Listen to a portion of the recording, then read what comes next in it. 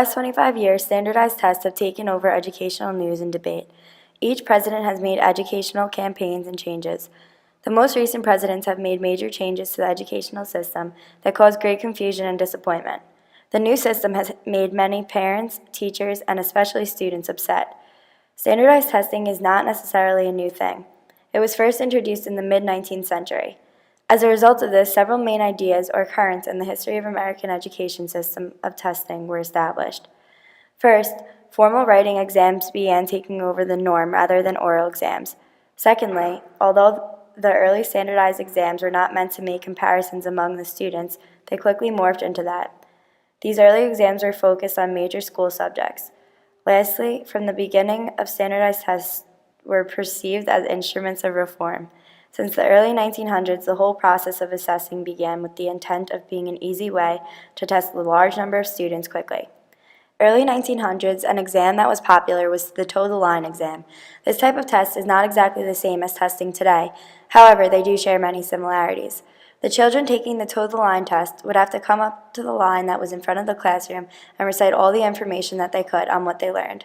During the same time, around 1905, French psychologist Alfred Binet began developing a standardized test of intelligence.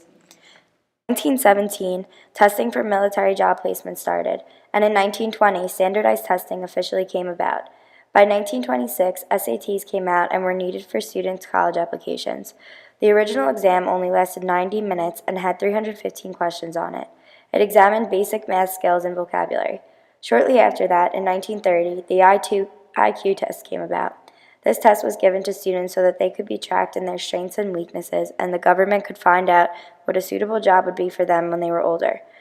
The problem with these tests is that the questions were biased. They were aimed towards white Americans, making it extremely challenging for minorities to do well.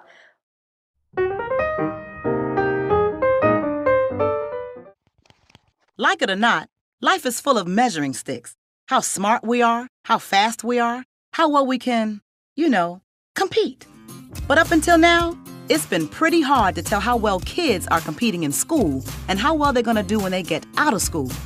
We like to think that our education system does that, but when it comes to learning what they really need to be successful after graduation, is a girl in your neighborhood being taught as much as her friend over in the next one?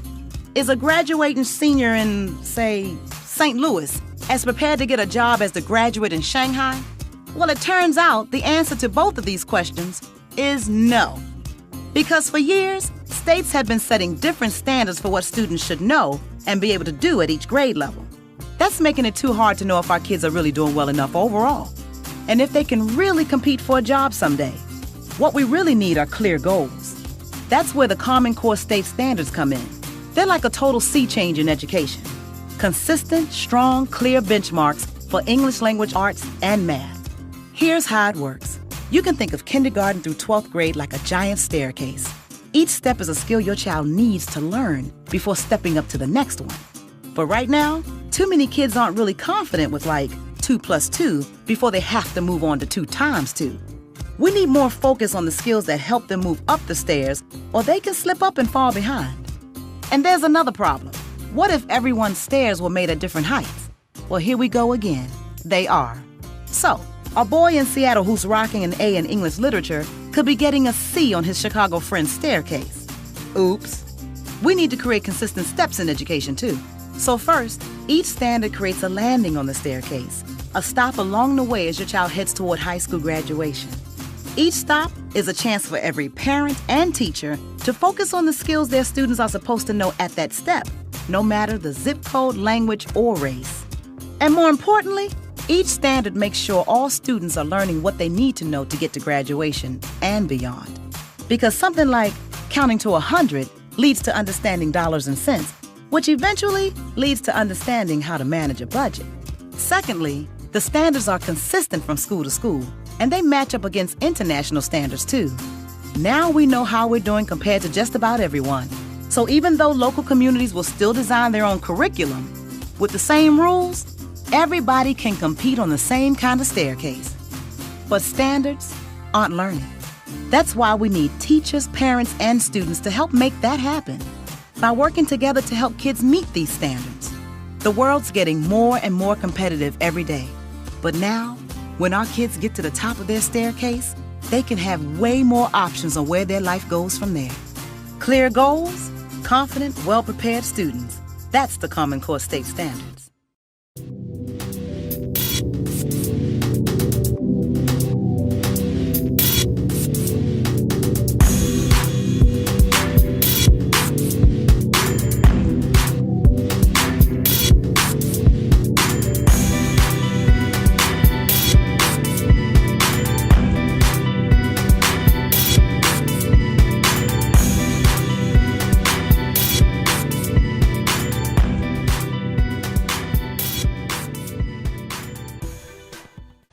What is 32 minus 12? 20, right? You just subtract. But not under the new Common Core method. Why are they going through this backwards method here? This man who trained in nuclear engineering couldn't understand it. I don't understand. He wasn't alone. This is how you arrive at the answer, my friend. That's insane. That's so many steps. Why does it need to be so complicated? Why are you adding things when you're trying to...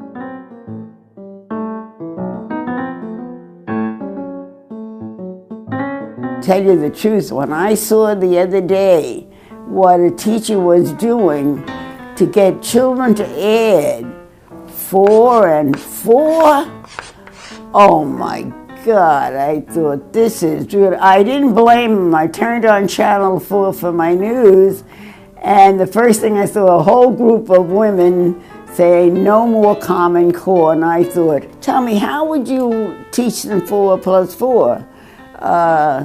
Oh, and she told me about you add this and subtract this, and they're making it more complicated as far as I'm concerned. 4 and 4, 8. If you're not sure, get an 8 box. There's 4, there's 4 more, count them up, they're 8. You're a teacher. If you're having luck doing something one way, don't ask whether it's the better way. If it's doing a good job, use that method.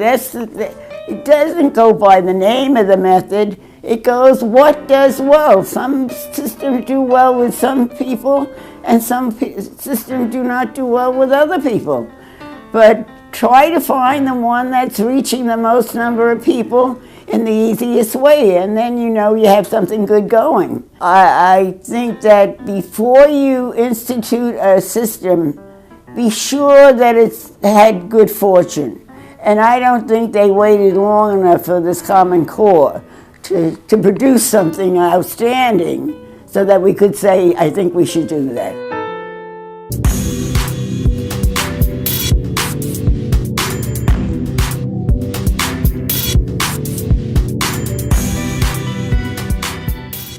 Well, 9-year-old Sydney Smoot is not happy about her school's new standardized testing, and she is not afraid to show it. So, ladies and gentlemen of the school board, I urge you to put a stop to high-stakes testing today. It is not good for the schools, teachers, and students. Parents and students, contact your governor to put a stop to all this standardized testing. Thank you so much for your time. Well, Sydney's no-nonsense, put a stop to it message has gone viral. She and her mom, Jennifer, join us now live from Tampa, Florida. Sydney, and I have to welcome your mom as well. Welcome to Fox and Friends. A job well done. Were you nervous to get up there and talk? Nope, not at all. Why did you feel so passionate about telling everyone that they have a right to speak up when it comes to this standardized test? I felt comfortable because I know that people have a voice and they need to speak it because this test is just unfair. Why is it unfair? It's unfair because it's tied to the teacher's evaluation and if the school and it's tied to the school's grade as well. And if students don't do good on it, it will be tied to the teacher's evaluation, and that will come out of their pay. And if the school doesn't do well, then that will also affect the school. Right, so what I'm hearing from you is it's a lose-lose situation for everybody, and you were big and strong enough to get up there and tell everybody about it. My name is Connie Erickson. I was the founding principal of Mesquite Elementary. I began my teaching career here in Vail at Acacia Elementary, and I was there for about 4 years. And then as we went into our second and third year, the state testing became more and more and more.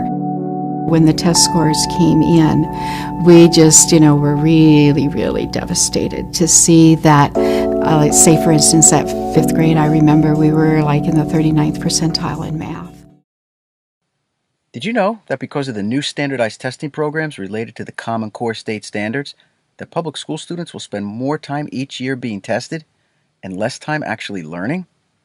For example, elementary school students will spend more time taking state standardized tests this year than a law school student spends taking the bar exam, and more time than the exams required to become a police officer, teacher, or school superintendent. Now, some people say we need all this testing to increase student learning and hold teachers accountable. But what do these tests really tell us about learning and quality teaching? Actually, not much. For tests to provide diagnostic information about student learning, there must be at least 20 to 25 questions for each skill in each standard being tested. None of these new tests have that many questions. To be useful for instruction, teachers and parents need the results returned quickly, and they need to be able to see the actual questions students got right and wrong. The results from these tests are not formative. They're summative, used to monitor, not educate. Also, the results won't be returned until after students finish the school year. Parents, teachers, and children will never be able to see all the questions from the tests. It's kind of like going for an annual checkup at your doctor, waiting 5 months for the results, and not being able to know which test the doctor ran on you. Standardized tests do not provide the in-depth information about teaching and learning that educators, parents, and children deserve. Worst of all, colleagues and I have been able to predict the test results using only U.S. Census data from your community. Using the results from commercially prepared standardized tests to make important decisions about educators and children is education malpractice. School and classroom-based assessments are more accurate. For example, grades and high school grade point average generally predicts college readiness and persistence through college more accurately than the SAT. Report cards and grade point average measure years of work. A standardized test measures 1 day. All the emphasis being put on the results and preparing for these tests is killing creativity in our public schools. Teachers are forced to focus on teaching to the test for fear of their job security. Kids are being denied full access to subjects that foster creativity, socially conscious problem solving, resilience, networking, and other skills necessary to compete in a 21st century economy. Testing is not teaching. Test preparation is not learning. How do you like school? I like school. It's a yes and no for me. It's a yes because I like the things we're learning. It's a no because I mainly focus on friendship problems and other things going on. What is your opinion on standardized tests? I like them. Well, I get nervous sometimes because I feel like everybody in the world is like focusing on what I think and what I get wrong on my test, and it makes me nervous. I have gotten nervous a lot of times. Just usually I sit up and take a deep breath and collect my thoughts together. How do you study for these exams? Do you even study? Yes, I do study. I study in the workbooks my teacher give me for homework, and in class, and I study during the school day whenever I have free time. Do your parents push you to study and take the standardized tests? I don't know about push, but they do encourage me to. Do you do well on standardized tests? Well, I don't know that for sure, but right now I'm in no extra help, so I think I'm doing pretty okay. Thank you. You're welcome. How do you like school? 50-50. What is your opinion on standardized tests? A little scary and a little fun. Okay. What standardized tests have you taken so far? None. You didn't take any last year? 2. Which ones were they? The math state test and the ELA state test. Do you ever experience test anxiety? Sometimes. How do you study for these exams? Do you even study? Yeah, we study sometimes. In school, out of school? In and out of school, so, yeah.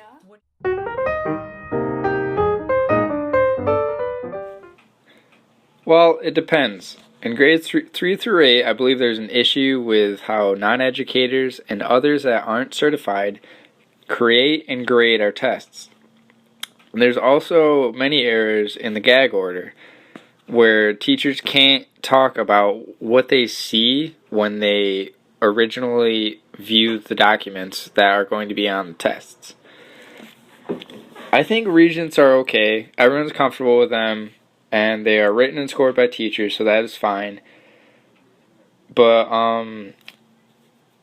the 3 through 8 regents, they set up students for failure, and also set up the teacher for failure as well.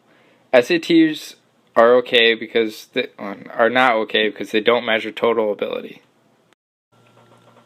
The way I run my class, I assess them once or twice a month. Essays every other week, and I generally enjoy using low-risk assessments compared to high-risk assessments. The essays I assign to my class prepare them for the New York State Regents that they will have to take in June, or some of them may have to take in January as well. Being as how I am a American history, American government teacher, I don't have as much involvement in how they are tested as I would like, since the state in the end runs the class. I help prepare my students for exams by issuing exams that are modeled after the regents and other state tests that they'll have to take throughout the school year. I also hand out DBQs or thematic essays every other week, as I've said before. And I also assign mid-year full essays to my students to help prepare them for what I think is where my students struggle the most on state exams, especially for my concentration, which is the writing part, whether it be the thematic essay or the DBQ. They generally do better on the DBQ than the thematic essay, but they both still need some work. So I try to help my students in that way. I always make sure to teach the things that will be on the test. So my students don't just show up to the test and go, "What is this? I have never seen this in my life." I always like to go above and beyond, especially since the Civil War is not generally on the state test. So I always like to include that in my units. And I do this by showing the movie Glory, which is about the 54th Massachusetts Infantry Unit, which was comprised solely of African American men. My students usually love this unit, and I always get great feedback on this, and they always learn a lot, and they always say, "Oh, I remember watching Glory in your class." In one of my typical classes, 3 or 4 out of 100 of my students fail. This is, in my opinion, actually very great. And in my career at Mount Markham, only 2 students have never graduated due to failing regents in my subject, which again is very well, even though I would always like to help that minority of students that don't do well in tests or have actually failed the regents that I teach and haven't graduated.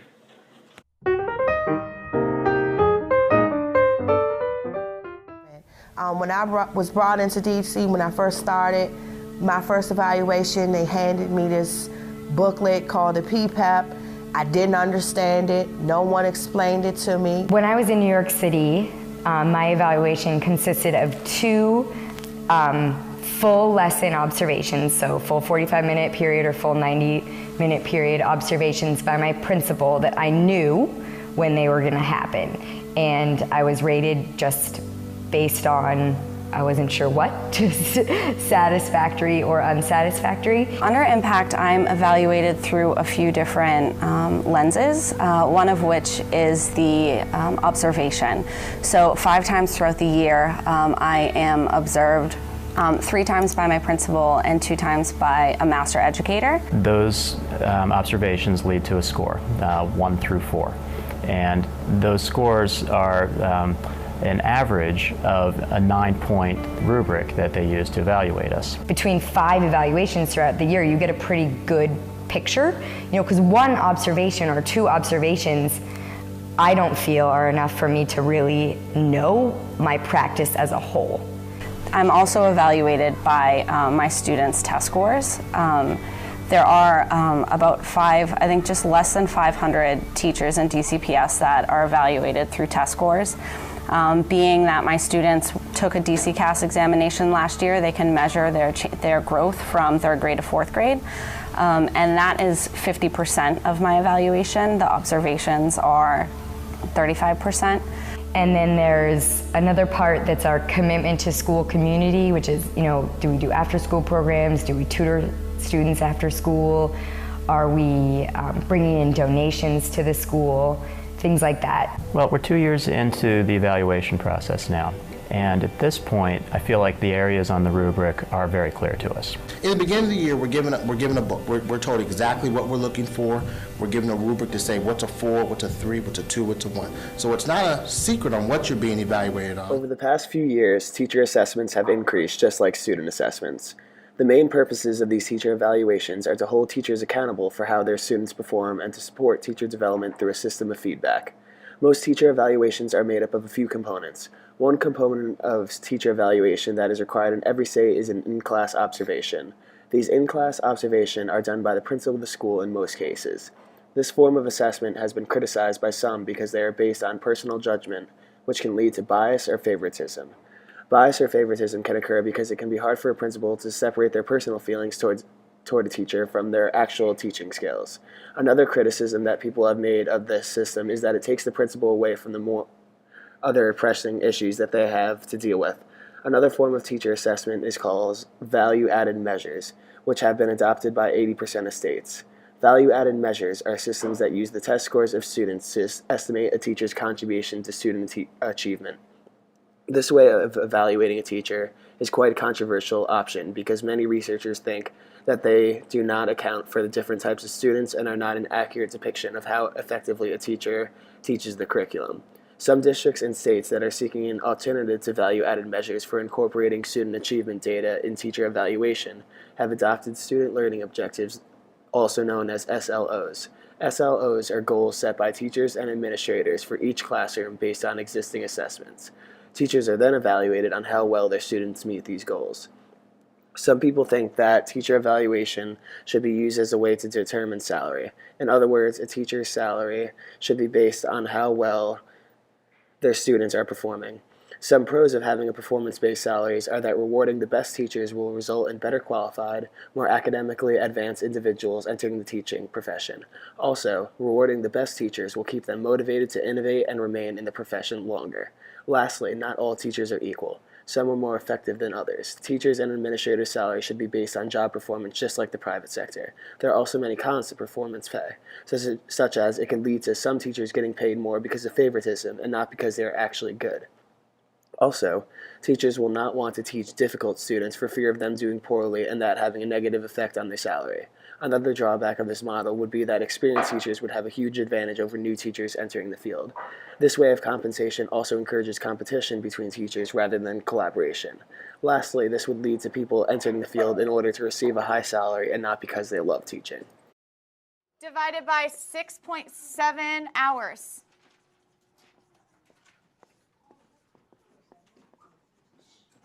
Who asked for number 7? Is that what you did, Ben? Okay, so you needed help with the division part? Okay, so 500 divided by 6.7, okay? All right, we're gonna practice teach okay. I want you to tell your neighbor, ones are gonna tell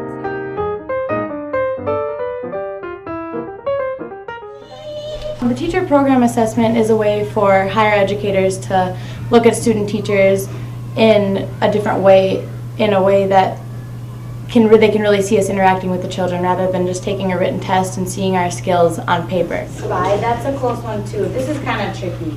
Maybe we'll try another combination. Can we roll our dice again?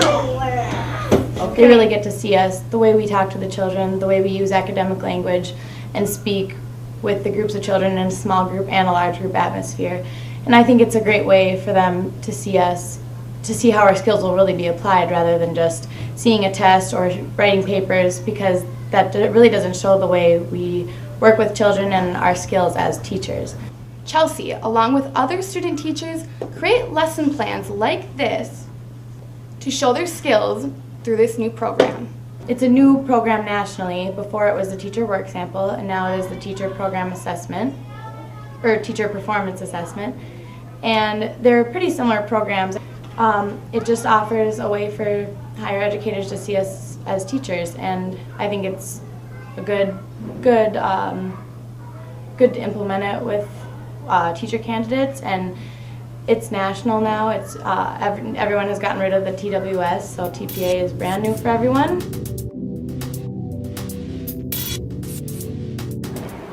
How do you feel about teachers being observed or evaluated? Well, it depends on how it's done. I think it's a good practice if it's informative and constructive versus gotcha. Do you think they should be? Yes, I do. I do think regular observations, like peer-to-peer observations, is a good idea to improve your instruction. I agree. Do you feel that observations can be or are biased? They are absolutely biased. They can only be biased. You're going to observe your colleagues through your own filter and through your belief system of what you think is good and proper and what should not be done. And so, yeah, they're inherently biased. Okay. Do you feel like observations should be conducted by an outside source? No, I don't agree with that idea that our Governor Cuomo has put forward at all. One, he didn't come up with a strategy for paying for it. The outside person may not really understand the context of what's going on. A teacher may be doing a particular learning strategy or instructional strategy because he or she really understands the culture and the context of the children in their school building. Let's say you have somebody, in a poor school district in Oneonta. Somebody from Buffalo is not going to get it. They don't, or New York City. They're not going to understand how the teacher in Oneonta has to take into consideration the students' lives. So, yeah, no, bad idea. Okay. Do you think students should be taken into account when a teacher is being evaluated? Tricky question. In all honesty, no. The students are amateurs, basically. They're just learning the material. They may not have a full picture, often don't have a full picture of what the teacher's trying to accomplish.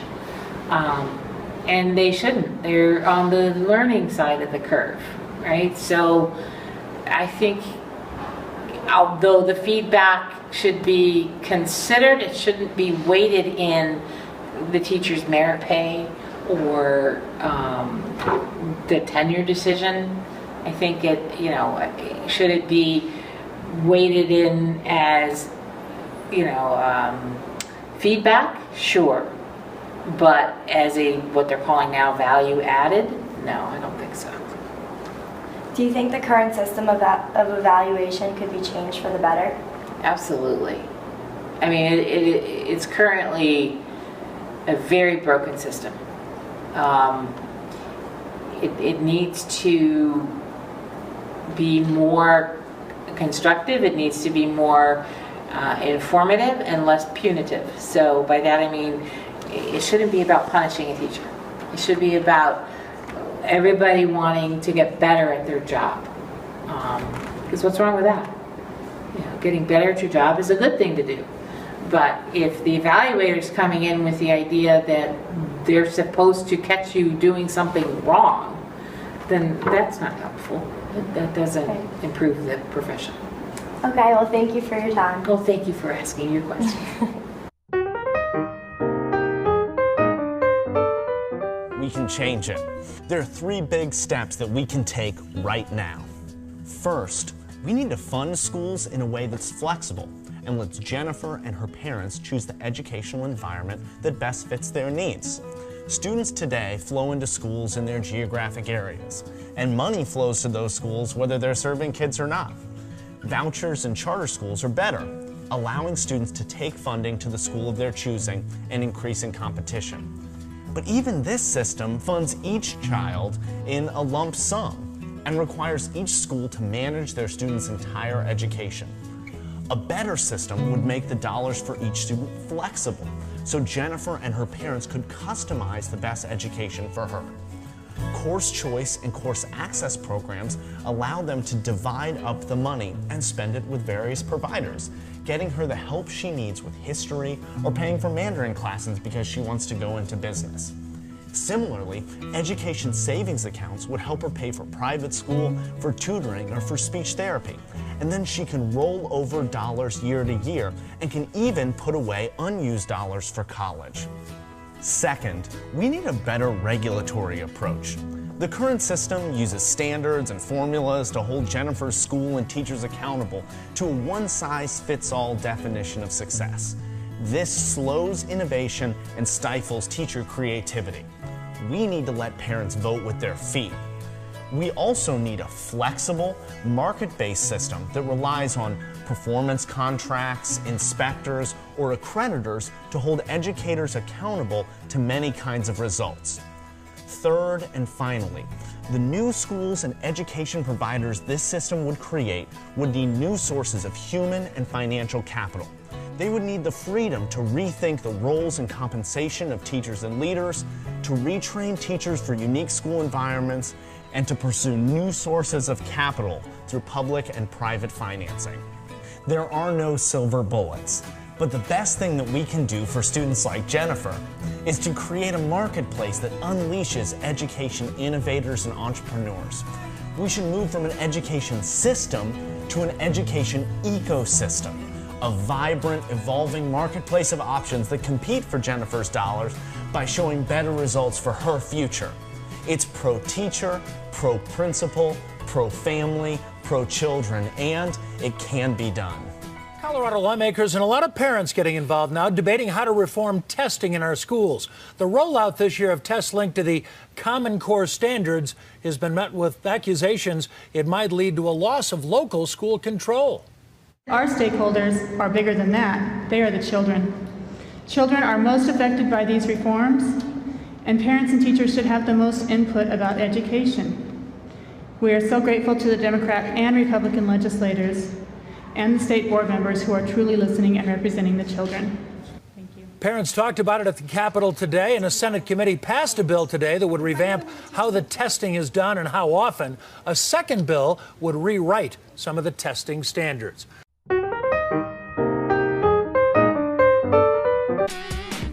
New York school officials estimate that up to 300,000 New York students, grades 3 through 8, will have opted out of federal standardized tests by the time the tests wrap up next week.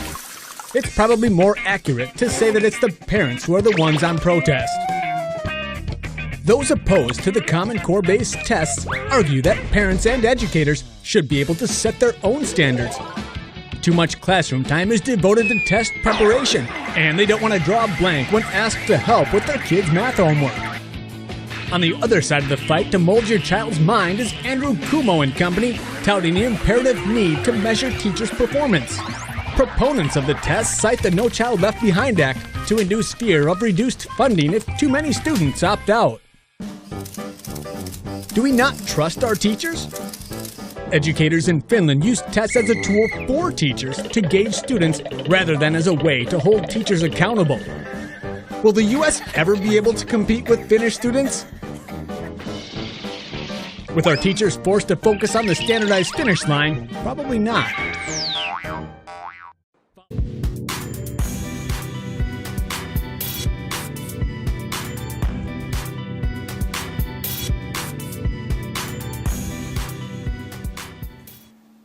Have you opted your child out of the standardized testing, and if so, why?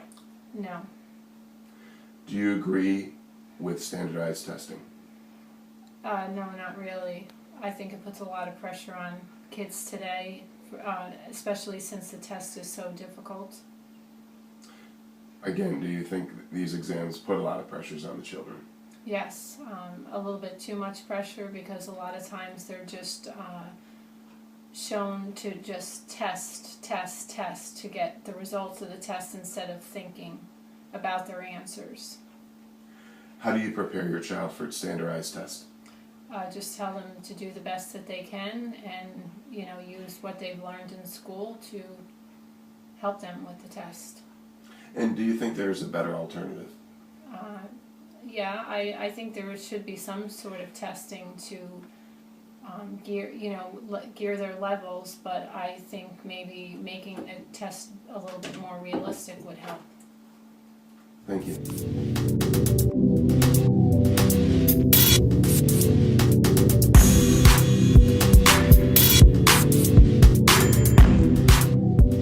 Have you opted your child out with standardized testing, and if so, why? No, I haven't. Do you agree with standardized testing? No, I don't agree with the standardized testing at all. I think it puts too much pressure on the children. Do you think these exams put a lot of pressure on children? Yeah, I think they do. I think they get really worried about taking the tests, and it just affects them when they are taking the test. How do you prepare your child for standardized testing? I basically tell them to just treat it like any other test, to relax, and just it's not a big deal. Just do the best that you can do. Do you think there is a better alternative? I think basically they need to just test the students in their own classrooms of what the teachers are teaching them in their classes, and base their grades like they always have done on that. Okay. Thank you.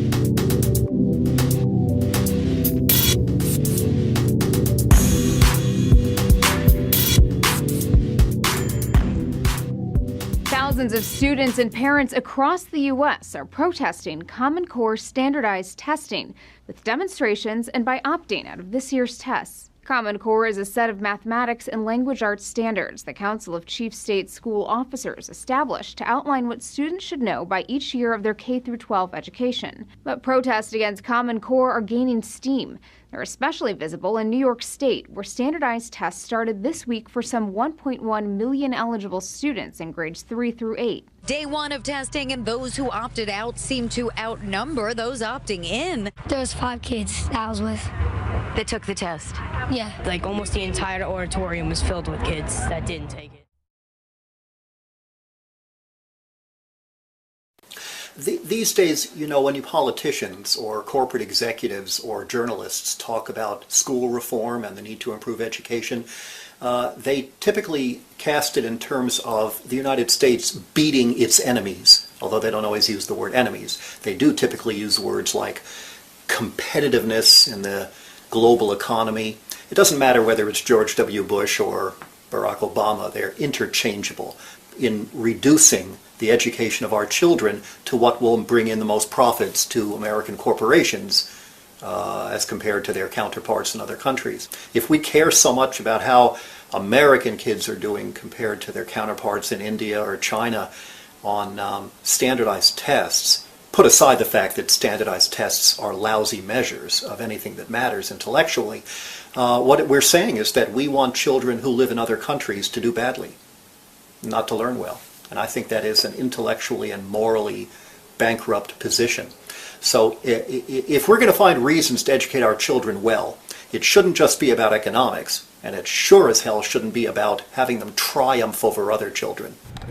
That was education expert Alfie Kohn, and I think that he makes a really good point there when he talks about comparing the United States to other countries. Is that really the best way to go about, figuring out whether or not our public education is working? And Kara, I want to ask you, I mean, what do you think? Do you think he's making a fair point there, or is it problematic to avoid criticizing our public education system? I think it's about what we do after we make those comparisons, right? It's about being actionable. What he's saying is that we tend to kind of try to rank American students amongst other students in the world, and then how are we using that information? If we're saying, okay, on this type of test, we tend to do poorly compared to, you know, students in China. Well, what are they doing in China that's helping them succeed? That's what I'm interested in finding out. So I'm not saying that it's always problematic to make comparisons, but sometimes you are comparing apples to oranges.